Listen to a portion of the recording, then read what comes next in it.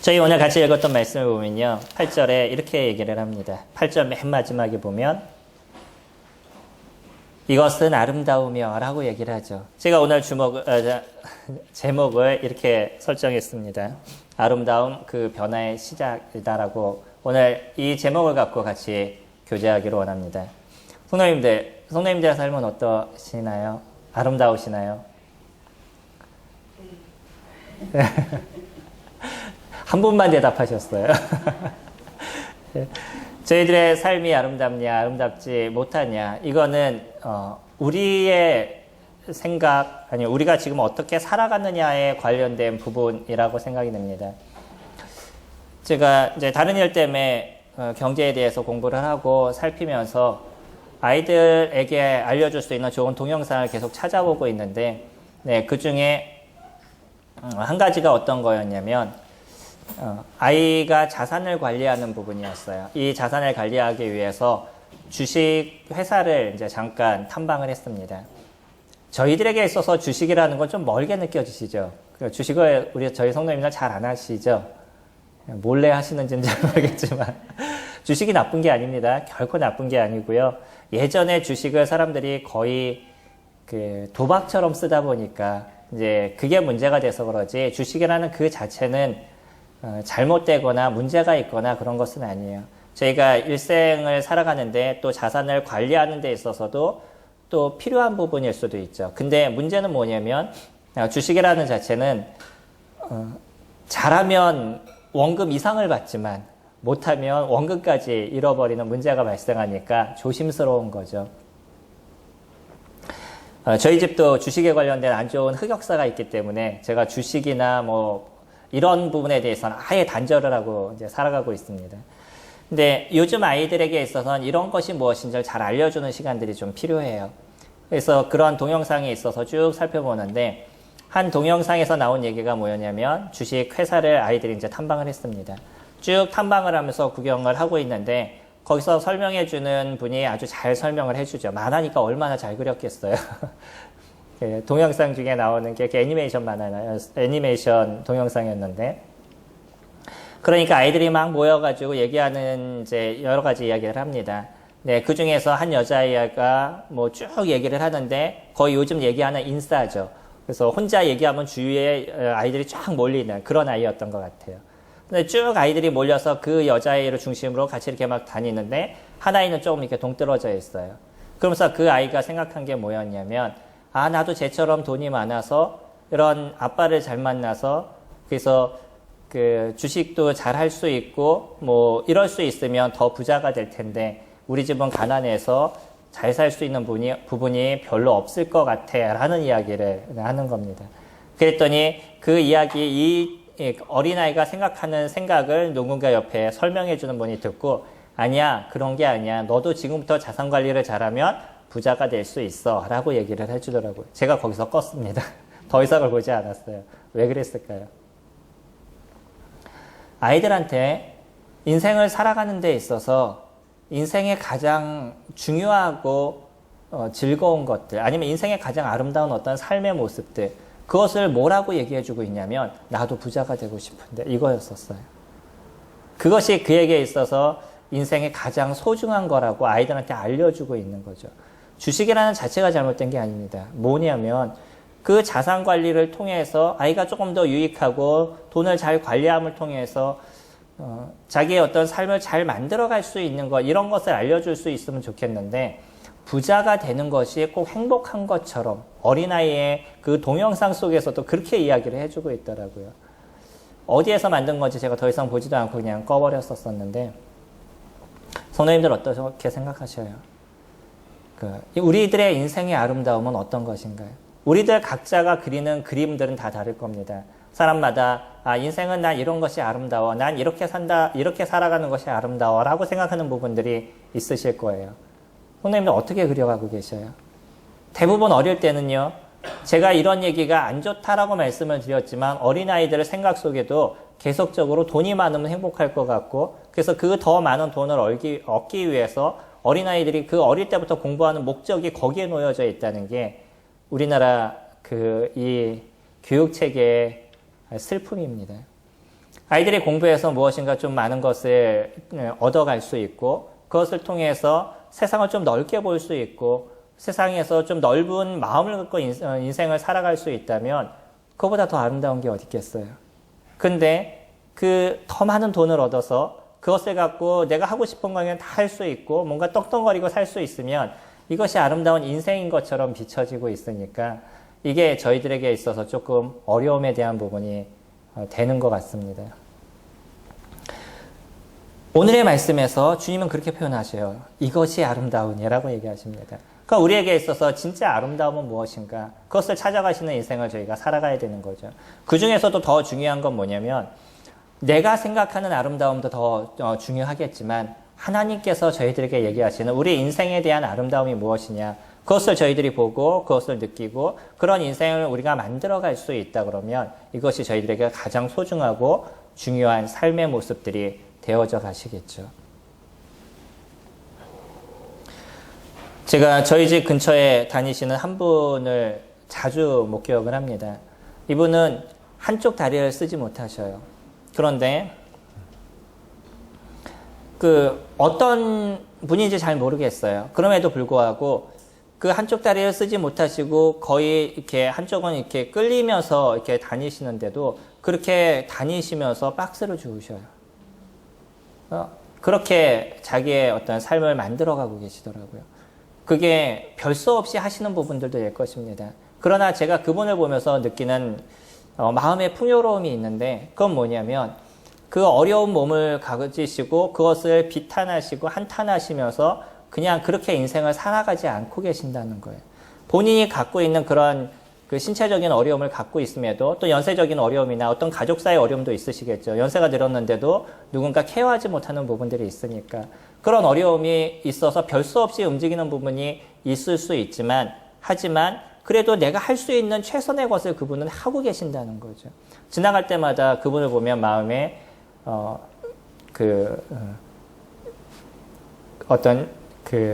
그분에 대한 좋은 생각이 제 마음 가운데 계속적으로 들고 있습니다. 제가 어떤 단어를 좀 써야 될까 계속 고민할 정도로 조심스러운 단어를 이렇게 써야 될 것 같아서 우리들의 인생이 그런 것입니다. 저희들의 인생이 내가 오늘 하루를 살아가는데 오늘 하루가 나에게서 아름다운 인생이 되어져 가는지 아니면 난 오늘 하루를 살아갔는데 오늘 하루가 나에게 있어서 지옥인 인생을 내가 살아갔는지 그 지옥인 인생과 그 아름다운 인생의 차이는 우리에게 놓여 있는 거지 환경에 놓여져 있는 것은 아닙니다.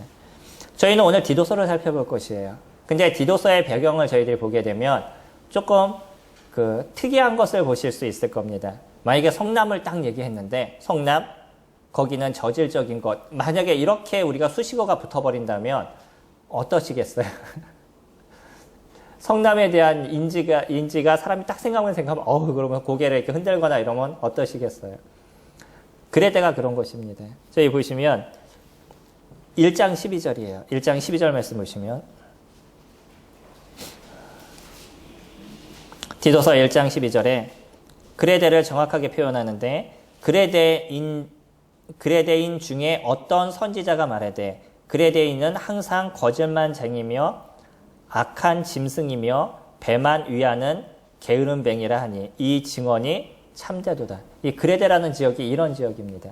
그래서 당시에 어느 정도였냐면 당신 그레데인이야? 라고 얘기하는 자체가 이런 의미를 표현하고 있는 그런 비속어와 같은 그런 모습을 가지고 있었다라고 얘기합니다.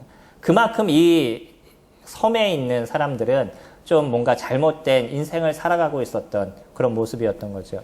그레데라고 얘기하면요. 그리스 밑에 있는 그 아주 큰 섬이에요. 그리스의 섬이 엄청 많습니다. 몇천 개, 제가 옛날에 들 때 6천 개라고 들은 것 같은데 아마 그보다 더 많을 거예요. 엄청난 그 섬을 그리스가 보유하고 있는데 그 섬 중에서도 큰 섬이에요. 이 그레데 섬은 남단에 있습니다. 지금의 이제 지중해에 있는 섬인 거죠. 근데 거기에 있는 사람들의 모습이 이와 같았어요. 근데 놀라운 것이 있습니다. 그게 뭐냐면 이곳에 복음이 전해지고 이곳에 구원의 역사가 일어났다는 거예요. 바울이 복음을 전하는 많은 일들이 있었고 바울을 통해서 아니면 그 제자들을 통해서 많은 사람들이 복음을 전해 나가기 시작하는데 그 복음의 전파가 막 이루어지더니 이 섬이었던 그레데 자체에도 복음이 전파되고 이곳에 많은 사람들이 구원의 역사가 일어났었어요. 근데 이 사람들이 어떤 사람이었냐면 지금 저희들이 보는 것처럼 항상 거짓말쟁이며, 그거 아시나요? 항상 거짓말을 하는 사람은 자기가 거짓말을 하는지 모른다는 거. 신기합니다. 자기가 거짓말을 하는지 자기 스스로가 잘 몰라요. 근데 거짓말을 해요. 그러니까 자기 스스로는 뭐라고 얘기하냐면 나는 거짓말을 안 해요 라고 얘기하는 거예요. 우리들의 입장에서 저 사람 뭐예요? 금방 거짓말을 하고 자기는 거짓말을 안 한다고 그래? 라고 얘기하지만 이분의 입장에선 그냥 평상시 자신이 하는 게 거짓말이니까 그게 자기에게 있어서 거짓말이라고 느껴지지 않는 거죠. 이 사람들이 그런 사람이었었어요. 근데 이런 거짓말쟁이고 자기 배만 위한다는 건 자기중심적인 인생을 살아간다는 거죠. 남을 위해서 살아가는 그런 삶이 아니라 온전히 자기만을 위하는 인생을 살아가는 사람들이 이 그레데인이었었어요. 더 심하게 얘기하는 건 3절에 보시면, 저희 오늘 본문 3장 3절에 보시면, 우리도 전에는 어리석은 자요, 순종하지 아니한 자요, 속는 자요, 여러 가지 정욕과 행락의 종노릇 한 자요, 악독과 투기를 일삼는 자요, 가증스러운 자요, 피차 미워한 자였으나, 여러 가지 모든 안 좋은 것은 다 얘기해주고 있죠. 이게 이런 사람들이었다는 거예요. 근데 이런 사람이 변화의 모습을 갖는다. 그러니까 이런 사람들이 선을 행하는 인생을 살아간다. 쉬울 것 같으셔요. 보시면 저희가 2장 14절을도 보시면요. 2장 14절의 마지막에 이렇게 표현하죠. 선한 일을 열심히 하는 자기 백성이 되게 하깁니다. 라고 얘기하시죠. 또 3장 1절에 보시면 중간에 복종하며 순종하며 모든 선한 일을 행하게 하려 함이라. 라고 얘기하죠. 또 3장 8절에 보시면 중간에 거의 끝날 때쯤이네요. 보시면 선한 일을 힘쓰게 하려 함이라. 이 짧은 구절 속에 얼마나 많은 선에 대한 이야기를 던져주고 있어요. 이 선으로서의 변환되고 바뀌어가는 인생을 살아가는 것들, 이 어려움의 인생을 살아갔던 사람들, 자기를 위한 인생을 살아가고 자기 배만을 위한 인생을 살아가고 거짓말장이고 이런 인생을 살아갔던 사람들이 선한 삶으로서 전환된다는 것이 쉬울까요? 법이학이라는 것이 있습니다. 아시나요? 법이학이라고? 오늘 주보를 보신 분들은 또 아시겠죠? 오늘의 메시지를 제가 오늘 주보에다 같이 적어드렸기 때문에 법이학이라고 그러면 그냥 법에 의학에 관련된 법인가 보다 이렇게 생각이 되지만 법이학이라는 게 어떤 종류냐면 그 의학을 기초로 법에 관련된 걸 법을 진행해 나가는 거예요. 그러다 보니까 죽은 분들, 그러니까 어떤 살인을 당하신다든지 어떤 죽음을 당하신 분들이 왜 죽었는지에 대한 그러한 비밀을 찾아내는 것. 저희가 뭐 시그널이라고 얘기를 하죠. 숨겨져 있는 어떤 그 일들이 있다 그러면 그것을 찾아내는 일들을 하는 사람들이 법의학자다라고 이야기를 합니다. 미국에서는 이러한 드라마들이 많았죠. 저희가 얘기하는 미드라고 얘기하는 그곳에서는 법의학에 관련된 여러 드라마들이 예전에 많이 방영이 됐었습니다. 근데 우리나라에서도 얼마 전에 이제 방영된 드라마가 뭐 권법 남녀라든지 뭐 사인이라든지 이런 드라마가 잠시 방영된 적이 있었어요. 그러면서 어떤 사람이 죽었는데 이 죽은 사람이 왜 죽었는지에 대한 그 이유를 찾아내가는 거죠.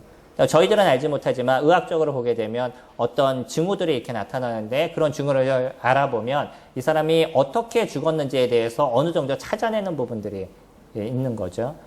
우리나라에서는 아직 이런 것이 잘 발달되지 않아서 저희 나라 같은 경우에는 현재 7명이 그 일을 하신다라고 얘기하더라고요. 제가 7명 중에 3분을 봤었어요. 아까 TV로 봤지만 7명 중에 3분을 뵀었었는데 그 중에 2분이 여의사셔요. 네, 2분의 인터뷰를 잠깐 이제 들어본 적이 있는데 2분과 인터뷰를 이렇게 할 때 어떤 분은 치과 의사셨고 뭐 어떤 분은 다른 의사였고 워낙 전공의가 이제 그랬는데 이분들이 이제 법의학 쪽에 일을 하고 있는 거죠. 근데 이분들을 보게 되면 느끼는 것 중에 하나가 소명이 아니면 이 일을 할 수 없다라고 생각이 들더라고요. 그러니까 가장 못 버는 사람이 자기보다 몇 배를 번다라고 얘기를 하셔요. 자기 친구 중에, 자기 이제 동기들이죠. 치과 의사들 중에. 예. 그래서 그분이 했던 얘기가 뭐였었냐면, 조금 그 세상적인 얘기로 하면 이런 표현을 쓰셨어요. 이제 내가 치과 의사가 돼서 돈을 많이 버는 것까지는 좋은데, 그렇게 일을 하다가 평생 남의 이불 보다가 내 손목 나가고 이러면, 이렇게 표현하시더라고요. 평생 남의 이만 보다가 내 손목 나가면 무슨 의미가 있을까? 뭐 이런 이제 이야기를 하셔요. 그러니까 내가 돈을 조금 덜 벌어도 조금 더 의미 있는 일을 했으면 좋겠다라고 생각하셔서 이 법의학 쪽에 지원을 하게 되고 이쪽 일을 지금 하고 있다라고 얘기하시더라고요. 근데 여자분이에요. 두 분이. 한 분은 이제 전공이 어느 쪽인지 정확하게 모르겠는데 두 분의 얘기를 들어보니까 그러면서 이제 저희들이 제일 궁금한 거 있잖아요. 안 무서우세요? 이제 이거죠. 해부하시는 분들이 이제 죽으신 분들 해부하는 건데 그날도 인터뷰할 때 오후에 인터뷰를 진행했는데 오늘 오전에도 일하시고 오셨습니까? 그러니까 예, 그러시고 오셨대요. 그래서 오늘은 그러면 몇 분 만났냐고 그러니까 4분 만나고 왔다고. 그 오전에 벌써 4명을 해부하고 오신 거예요. 근데 하루에 몇 명 정도 하냐면 많을 때는 10몇 명 정도. 그게 하루에 하시는 일이라고. 4명이면 좀 한 거였다고 이렇게 얘기하시더라고요. 안 무섭냐고 물어보니까 대뜸 딱 던지는 얘기가 그런 얘기였어요. 산 사람이 무섭죠. 죽은 사람은 무섭지 않아요. 라고 얘기하시는. 어떠셔요? 죽은 사람이 무서우셔요? 산 사람이 무서우셔요? 죽은 분들 보시면 안 무서우셔요? 왜 무서워요? 저희가 죽은 분들을 어떤 면에서 더 무서워하시죠? 네. 근데 그 이유가 무엇이겠어요? 우리나라가 갖고 있는 어떤 샤머니즘 아니면 유교 사상과 관련된 사실 유교 사상에서는 조금 다른 얘기긴 하지만 사람이 이제 죽으면 그 조상들이 우리를 돌봐준다. 사실 이게 이제 유교 사상의 어떤 흐름이잖아요. 유교 사상은 윤회설을 믿거나 그렇게 얘기하지 않음에도 불구하고 조상을 섬겨야 된다라고 얘기하는 거죠. 그러니까 조상을 섬긴다는 건 다시 얘기하면 그 죽은 사람이 우리를 보고 있다라는 거니까 영원히 살아있다라는 것을 믿는 거잖아요. 우리는 죽은 사람이 다시 사는 어떤 이야기들을 유교 사상은 안 얘기함에도 불구하고 그 내용의 흐름을 보게 되면 결국 사람이 죽어서 우리를 지켜본다라고 얘기하는 그 영혼을 믿고 있는 이것도 유교 사상의 모습인 거죠. 그래서 우리나라는 제사나 이런 것에 대해서 마음을 많이 쓰는 나라이다 보니까 죽은 사람이 죽으면 귀신이 된다라는 기본적인 개념을 모든 사람들이 일반적으로 갖고 있는 거예요. 그러니까 사람이 죽으면 그 옆에 무엇이 있으니까 두렵다라고 생각이 되는 거예요. 영혼이 있으니까, 그러니까 귀신이 있으니까 두렵다라는 생각을 갖고 있는 거죠. 그런 거 아시나요? 혹시 어떤 엄마가 갓난아이를 데리고 있었는데 이 어린아이를 데리고 있다가 어떤 특별한 사고로 인해서 혼자 죽었어요. 근데 아이가 그 엄마 옆에서 죽은 엄마 때문에 무서워하고 돌돌 떠는 게 아니라 엄마 옆에서 그냥 끝까지 같이 있는 거. 그런 거 들어보신 적 있나요? 왜 그래요? 아이가 왜 안 무서워요? 그 어린아이가? 아이는 모르는 거예요. 사람이 죽어서 무엇이 된다라는 기본적인 지식이 없기 때문에 아이는 그것이 무섭거나 그런 것이 아닙니다. 무서움이라는 자체는요. 우리가 태어나면서 갖고 나오는 게 무서움이 아니에요. 이 두려움이라는 감정은 이미 후천적으로 우리에게 생겨나는 감정인 거예요. 그러니까 어떤 사람은 죽은 사람을 보면 두려워하는 사람이 있지만 어떤 사람은 죽은 사람은 두려워하지 않아요. 그러니까 아까 여기서 얘기하는 법의학자라는 이런 분들은 죽은 사람이 두렵지 않습니다. 왜 그럴까요? 그분들의 입장에서 항상 해부를 하고 이러다 보니까 그냥 죽은 분이라는 기본적인 개념을 갖고 있는 거예요. 근데 모르는 저희들의 입장에서는 예전부터 들었던 사람이 죽으면 귀신이 되고 어떤 영혼에 대한 부분 이런 생각을 더 많이 갖다 보니까 죽은 분들을 보시게 되면 이런 모습을 보면 막 두렵고 혹시 뭐가 나타나는 거 아닌가 이런 생각을 우리 마음 가운데 갖고 있는 거죠.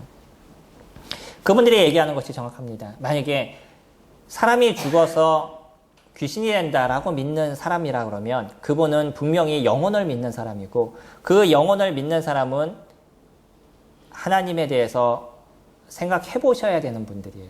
근데 대부분이 그런 무서움을 갖고 있으면서도 하나님은 없다라고 얘기하는 것은 아이러니한 거죠. 정확하게 얘기를 하면. 많은 사람들이 그렇게 얘기를 합니다. 근데 이분들은 최소 그들의 신앙이 어떤 분인지 저는 잘 모르겠어요. 다만 뭐를 알고 있는 분이냐면 그분이 죽었었을 때 어떤 귀신이 되어서 자기를 해하거나 이런 거는 아니라는 것을 정확하게 아는 분들이죠. 그러니까 산 사람이 더 무섭지 죽은 사람이 더 무서운 것이 아니다라고 이분들은 얘기하고 있다는 거예요. 저도요, 산 사람이 더 무섭다라고 생각이 됩니다. 사람이 갖고 있는 생각은 우리 안에서 일어나는 악독과 더러움과 그 무서움에 대한 부분들은요, 우리가 아무리 이것을 없애려고 노력하고 내가 조금 더 변화해야지라고 생각한다고 해서 이것이 잘 이루어져 가지 않는다는 거예요. 어떠셔요? 내가 착하게 살아야지 하고 열심히 노력하셨는데 이것이 잘 되세요? 안 되세요? 왜 안 되겠어요? 이거는 우리 안에 있는 죄성에 대한 부분을 이길 수 있는 힘이 저희들에게 없다 그러면 이건 불가능한 겁니다. 제가 정확하게 말씀드릴 수 있는 그 한 가지예요.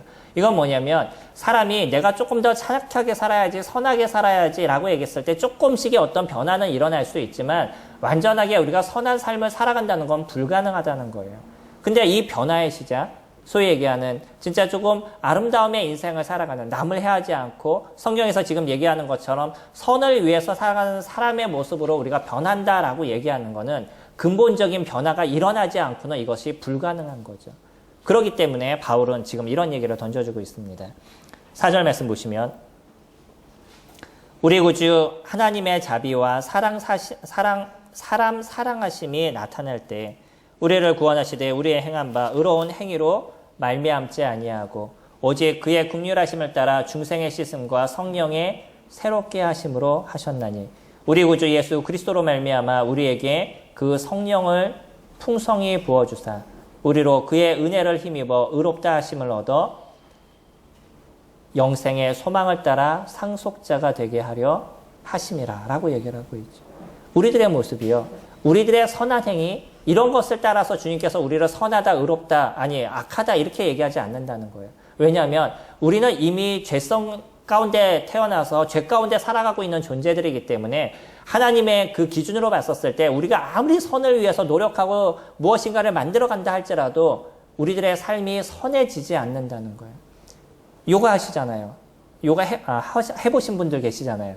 요가라는 그 자체가 우리나라에서는 운동으로 들어왔지만 원래 이 요가는 영지주의자들 속에서 이루어졌던 그 힌두교에서 이루어졌던 부분이에요. 이 영지주의와 관련된 부분인데 그게 어떤 거냐면 내 몸을 학대해가지고서는 나를 선하게 만들려는 노력 속에서 나타난 부분입니다. 이게 종교적인 부분인 거예요.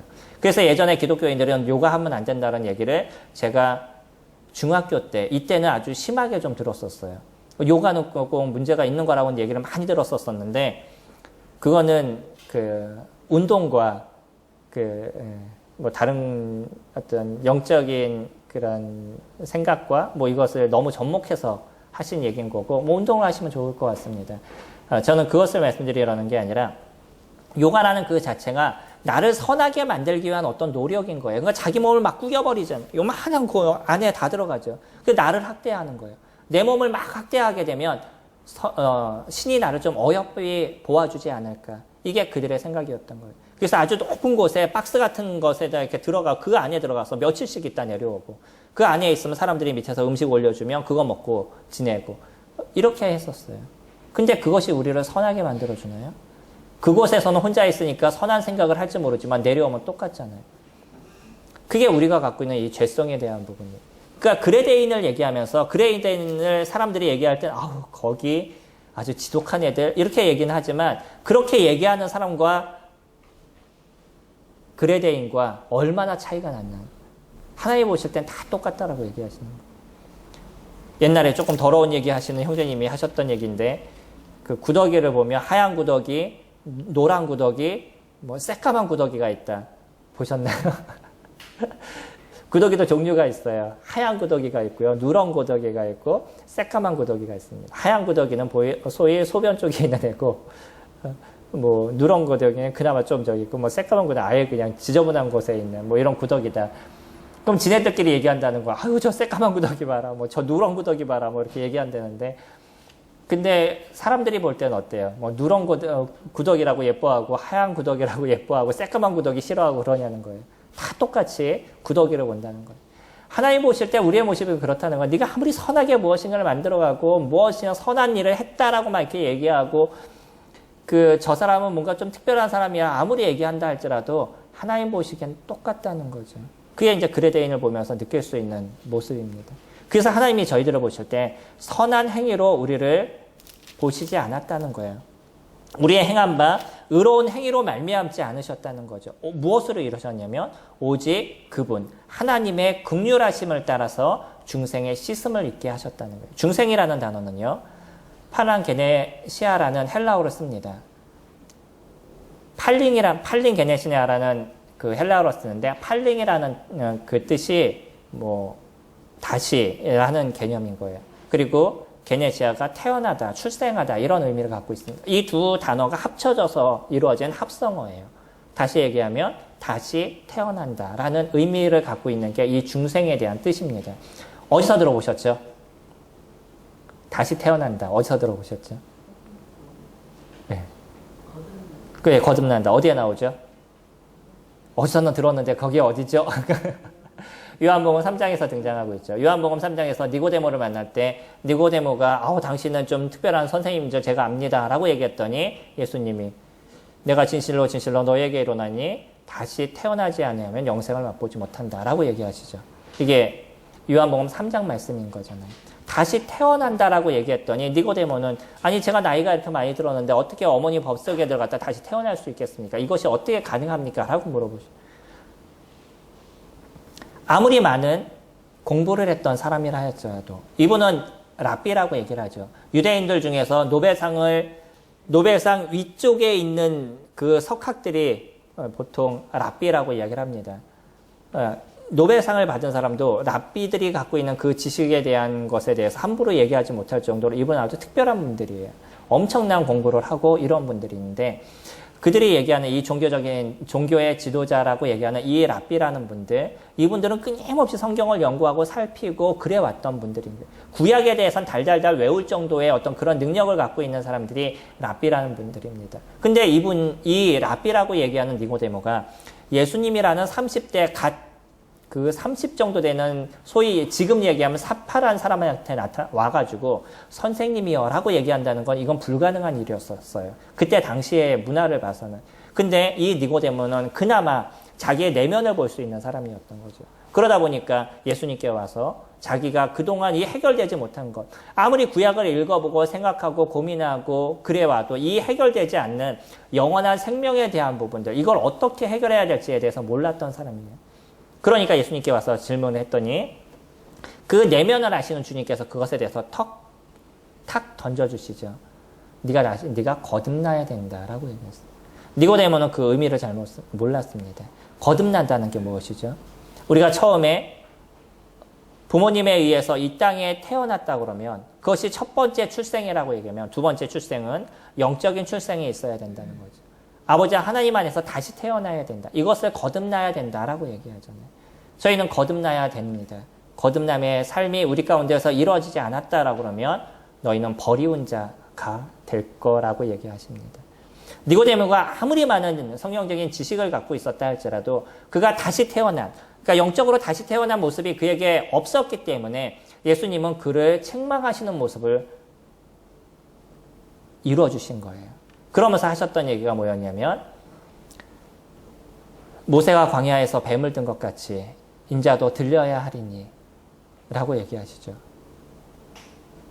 그래서 요한복음 3장 16절이 그 이후에 등장하고 있죠. 모세가 광야에서 뱀을 들었어요.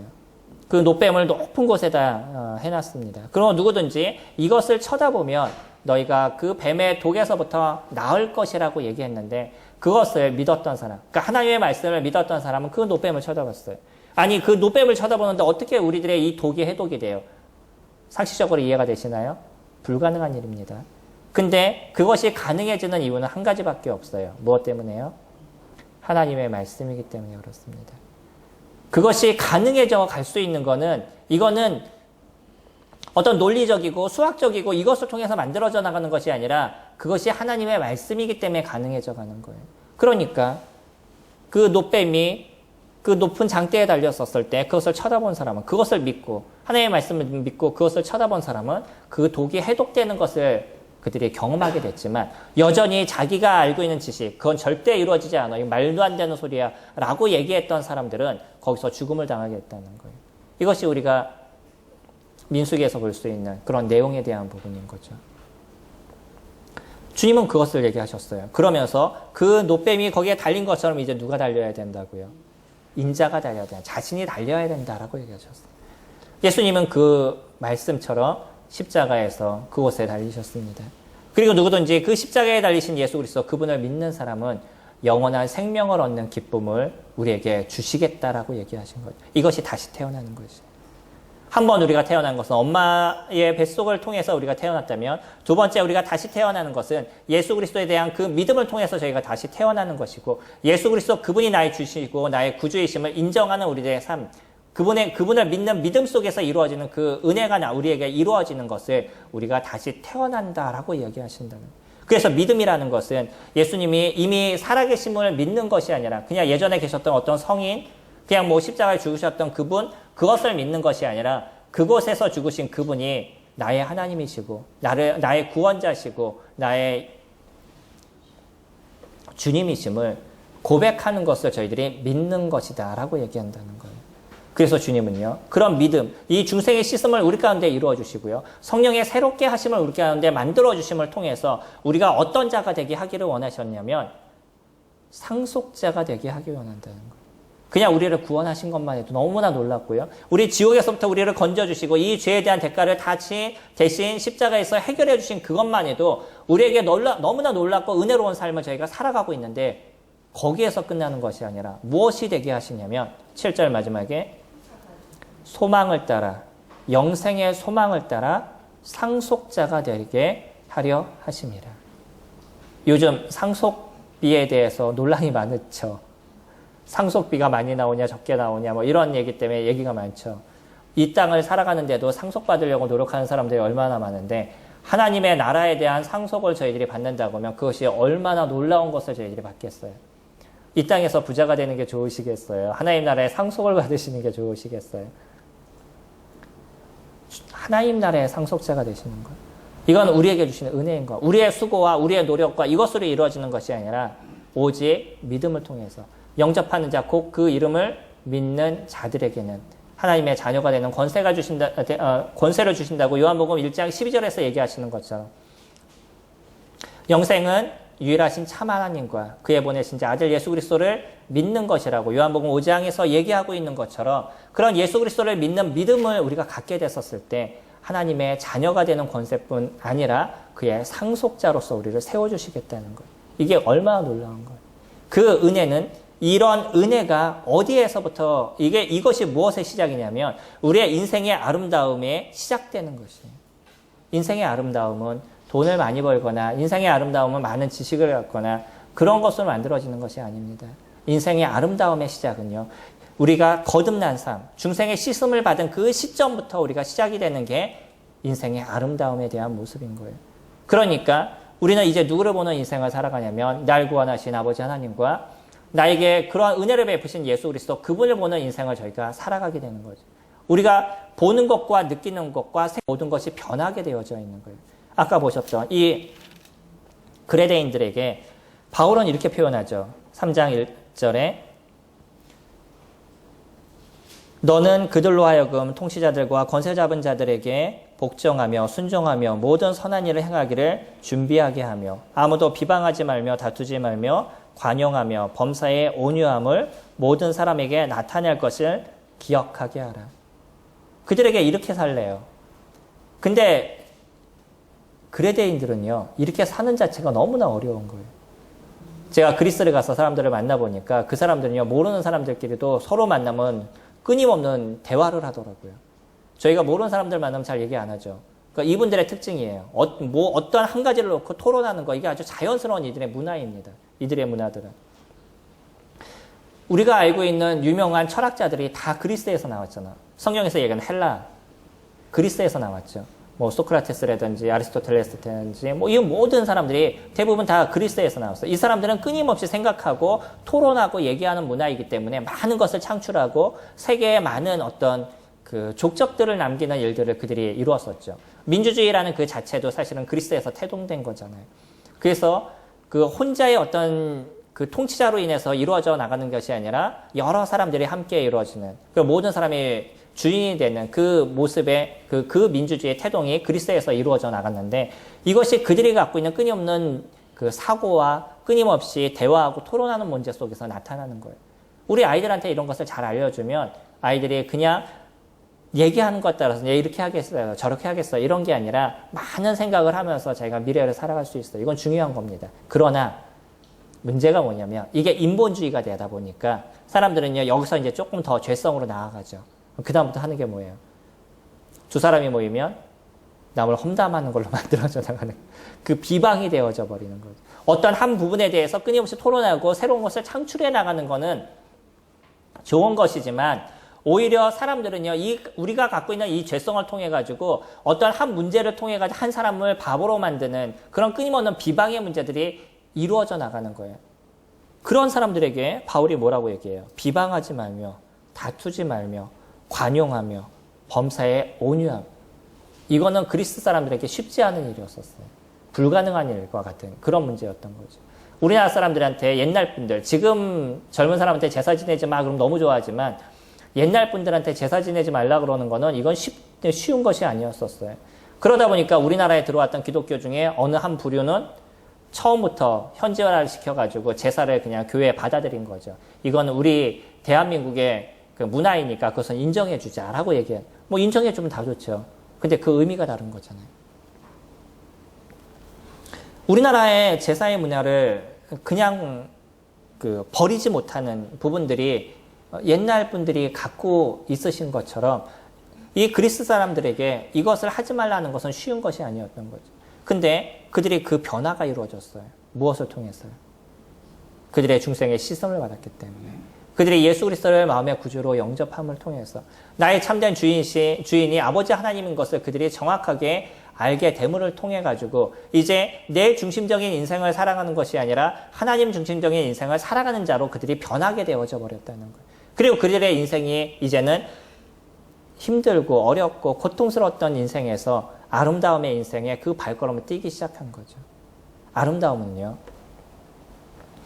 내가 아름다워져야지라고 노력한다 그래서 되어져 가거나 아니면 나의 겉모습이 조금 더 아름다워져 간다 그래서 그것이 조금 더 아름다워져 간 것은 아니라는 거예요. 제가 이번에 질문을 하나 받았는데 선생님 여기 있는 점은 왜 생겼어요? 라고 물어보더라고요. 저한테 이거 물어본다는 처음이었어요. 제가 엄청 많은 아이들을 만나보고 엄청 많은 어른들을 만나면서 얘기를 해봤었는데 저한테 이 질문을 한 사람은 처음이더라고요. 이번에. 참 아이들은 생각하는 게 틀리구나 하는 생각을 잠깐 가졌었는데 그냥 외모에 신경을 쓰는 거죠. 그래서 그것이 그 사람을 대표하는 것처럼 느껴지는 거예요. 사람은 외모로 그 사람을 대표하지 않습니다. 사람은 그 내면인 거예요. 그 내면에 무엇을 갖고 있고 그 내면을 어떻게 만들어가고 그 내면을 어떻게 이루어가느냐가 그 사람이 아름다운 사람이냐 그러지 않느냐로 만들어져 가는 거죠. 이제 사람이 이 그레데인들이 아름다움의 발걸음을 띄기 시작했어요. 변화의 시작이 이루어졌어요. 그것은 무엇이냐면 예수 그리스도를 그들의 마음의 구주로 영접한 이유인 거죠. 그리고 나서요. 그 변화가 이루어져 나간 것이 지금처럼 그런 대화하고 남을 비방하고 비판하고 그 위정자들 나라를 통치하는 그런 사람들에 대해서 잘했니 잘못했니 이것을 얘기했던 이런 사람들이 그것에 대해서 순종하는 모습으로 변해져 갔다는 거예요. 1절에 그렇게 얘기하죠. 너는 그들로 하여금 통치자들과 권세 잡은 자들에게 복종하며. 이거는 그 나라의 통치자를 얘기하고 있죠. 그 나라의 권세 잡은 자들을 얘기하고 있죠. 우리나라 사람들도 어때요? 우리나라 사람도 지금 이분화되어져 있잖아요. 그래서 한쪽은 대통령 편이고 한쪽은 그러지 않은 편으로 끊임없이 얘기하는데 이건 말도 안 되는 얘기를 할 때도 있고 왜 굳이 저렇게까지 해야 되나 싶을 정도의 어떤 이야기들을 하시는 이 정치적인 성향이 우리나라도 상당히 강한 모습을 갖고 있는데 그러다 보니까 엄청난 비방과 비판과 이런 것이 넘쳐나고 있는 거죠. 아이들이 그런 얘기를 하더라고요. 대통령의 이름을 부르더라고요. 제가 그 얘기 들으면서 근데 그것으로 끝나는 게 아니라 대통령 이름 뒤에 욕이 들어가더라고요. 아이가 그런 얘기를 어떻게 알겠어요? 어떻게 알까요? 아이가 정치에 관심이 있었을까요? 집에서 부모가 항상 하는 얘기를 아이가 들었기 때문에 그런 얘기를 한다는 거예요. 무서운 얘기입니다. 그런 사람들이요, 이제 그 통치자에게 순종하는 것을 배워간다는 거예요. 그 사람이 잘했기 때문에 그렇게 하는 건가요? 아니요, 하나님께서 그 통치자를 세우신 걸 인정하는 것이에요.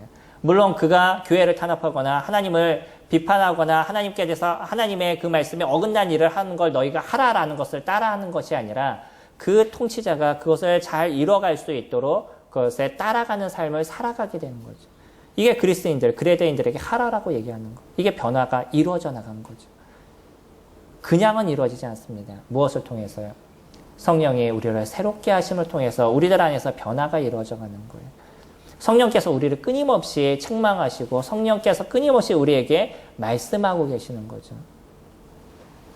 우리 에베소서 6장 잠깐 보시면, 여기서 손을 놓으시고 에베소서 6장 말씀 보시면, 그 앞으로 넘기시면 316페이지입니다. 에베소서 6장 4절 말씀 보시면,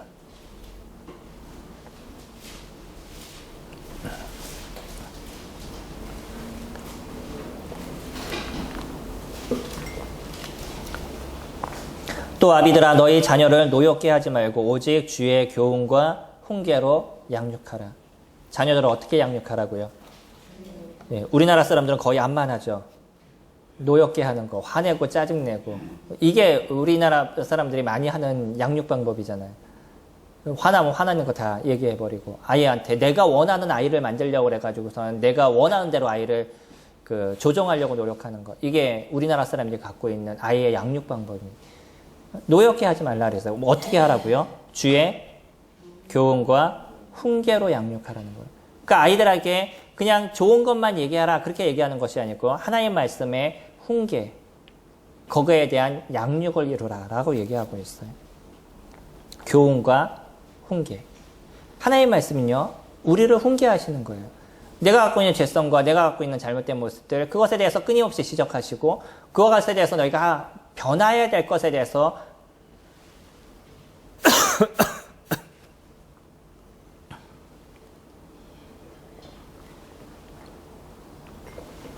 하나님은 끊임없이 저희들에게 말씀하고 계신다는 거예요. 그러니까 저희가 변화가 되겠어요, 안 되겠어요? 하나님의 말씀이 끊임없이 저희들을 힘들게 만드는데 변화하겠어요, 안 하겠어요?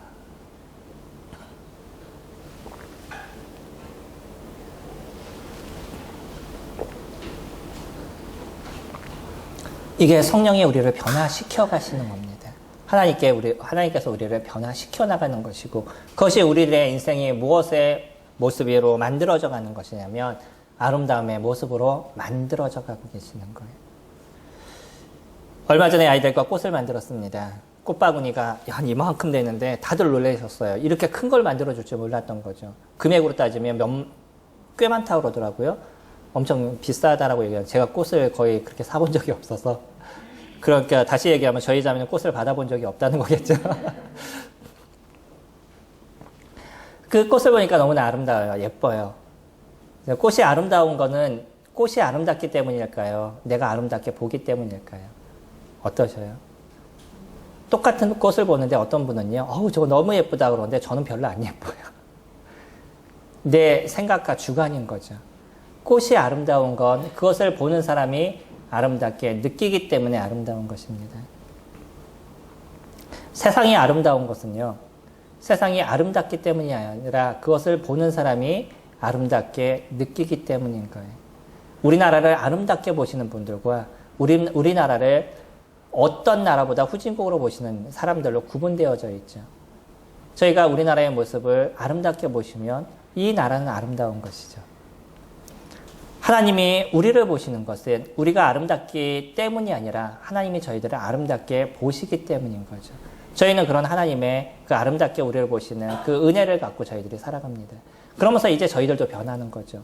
저희들의 시선이 변하는 것이고 저희들의 마음이 변하고 저희들의 생각이 변하는 것이에요. 그리고 나서 저희가 사람들을 보게 될 때 사람들이 옛날엔 참 힘들고 어렵고 고통스럽고 왜 나에게 이런 아픔을 줘? 라고 얘기했던 이런 사람들을 이제 저희들도 하나님의 시선으로 그 사람을 아름답게 보아가는 거죠.